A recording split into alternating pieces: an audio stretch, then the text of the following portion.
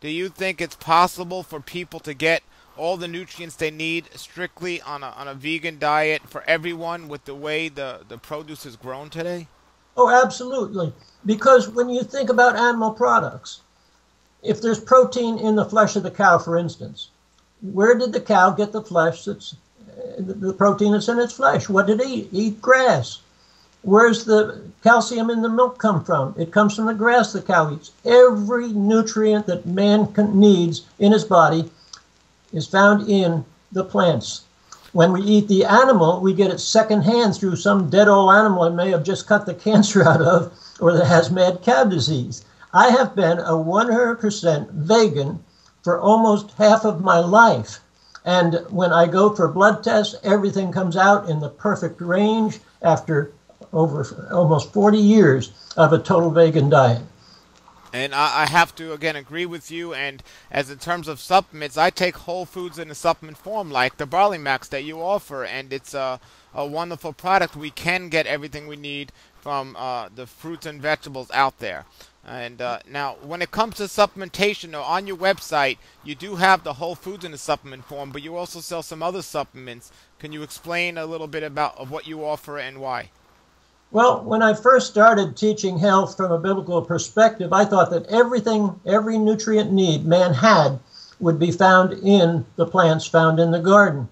But what I didn't realize was that the soil has been so used and many of the nutrients are exhausted in the soil. And just eating the garden foods today cannot necessarily provide all of the nutrients man needs. And so I have been over the years more and more interested in supplementation.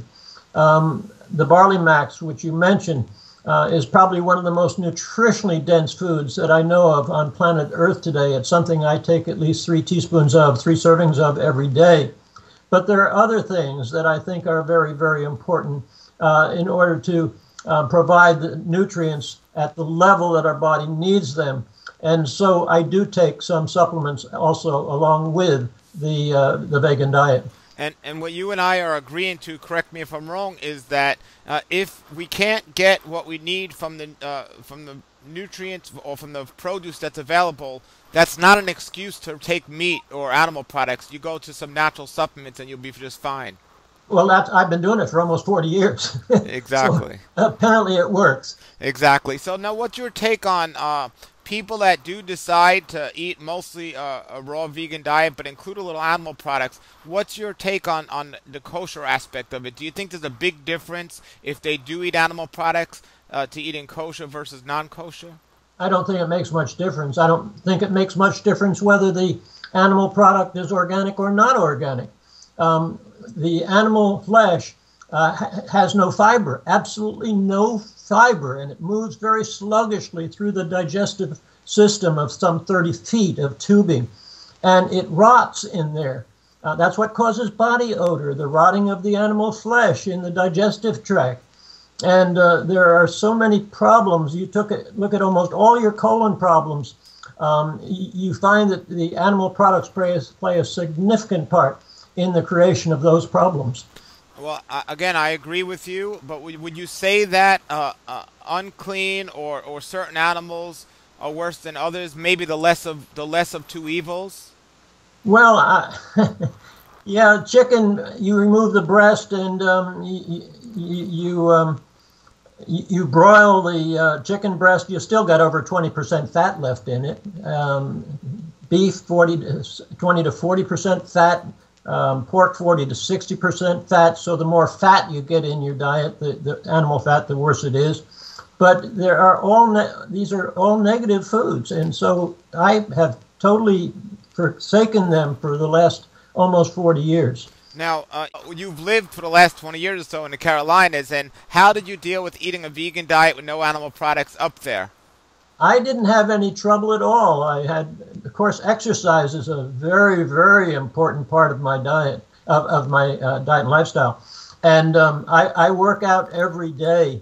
I work out with stretching. I work out with resistance. I work out with at least 4 hours of aerobic every day. And, of course, that generates a lot of warmth also.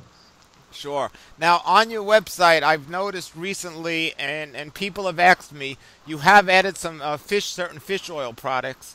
And can you explain so everyone could get an answer from you of why Healthy Acres did that? Well, I came kicking and screaming because I had been against anything that came from an animal.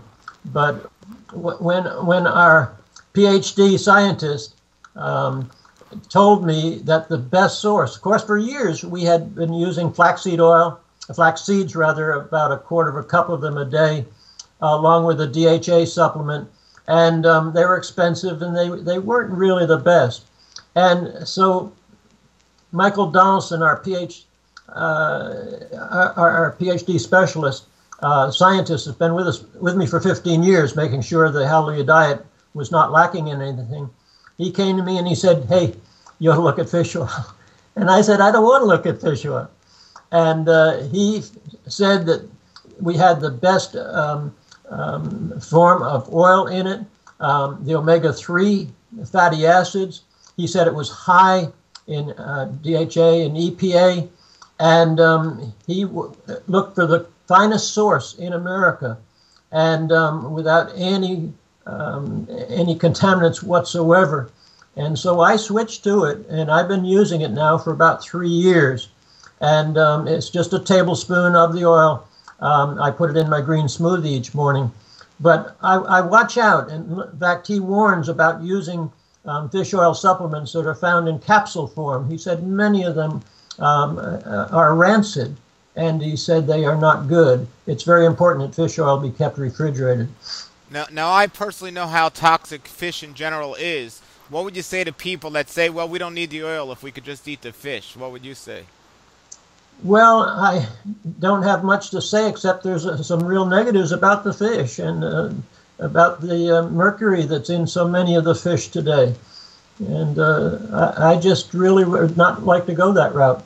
Sure. Well, you've shown an amazing humility by having such an open mind and believing so strongly in the vegan message, but realizing that there could be a nutritional thing to help others. And I think it's just a great testimony of your faith, of your humility to say, look, this isn't something I've been preaching for the last years, but hey, if this PhD says that this will help people, that's great. So how have the results been with yourself and others since they started to add the fish oil? Did they notice a difference or not really?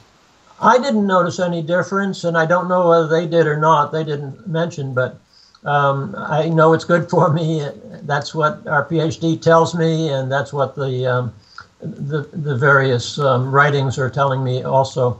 And so, and one of the things that's been very, very important in my ministry, I'm always willing to look and to examine and to see if there's something better. And so when something new comes on the scene, I'm willing to take a look at it, and if I find it something good, I apply it. If it's not, then I just reject it. One more question before we let you go, because I know you're very busy. There are people out there that can continue to consume animal products. They don't really eat a lot of raw food. Many of them aren't even eating organic fruits and vegetables, but they seem to do pretty well. There's some of them live into their 80s, 90s, and how would you equate this? What would you say if we know this food is this bad, but they still seem like they're surviving? What would you say to that? Well, I think the genes have a lot to do with it. And I know that neither my father nor my mother, who were meat eaters, lived past the age of 65. Mother died of cancer, dad of a major heart attack. 83 is the longest living person I know of in our family. And the genes are very poor as far as longevity is concerned. And yet here I am. I've lived 15 years longer than either mother or dad. And I've lived free of sickness. And I believe that it's not the genes in my case. I believe it's the diet in my case.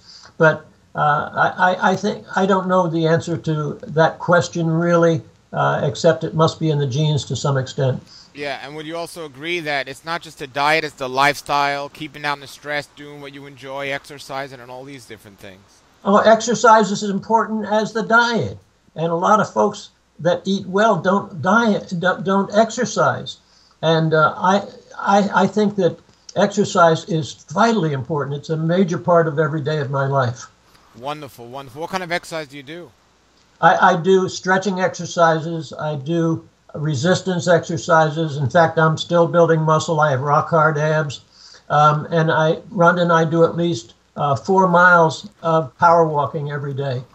Well, that's wonderful. And Howley Acres teaches other people to become health ministers. You have several times a year, you have a big program there in North Carolina where people can come and they learn the whole program. And all that information at your website. Give us people your website, because your itinerary and your articles and everything's on that website. So give people your website. It's www.hacres.com.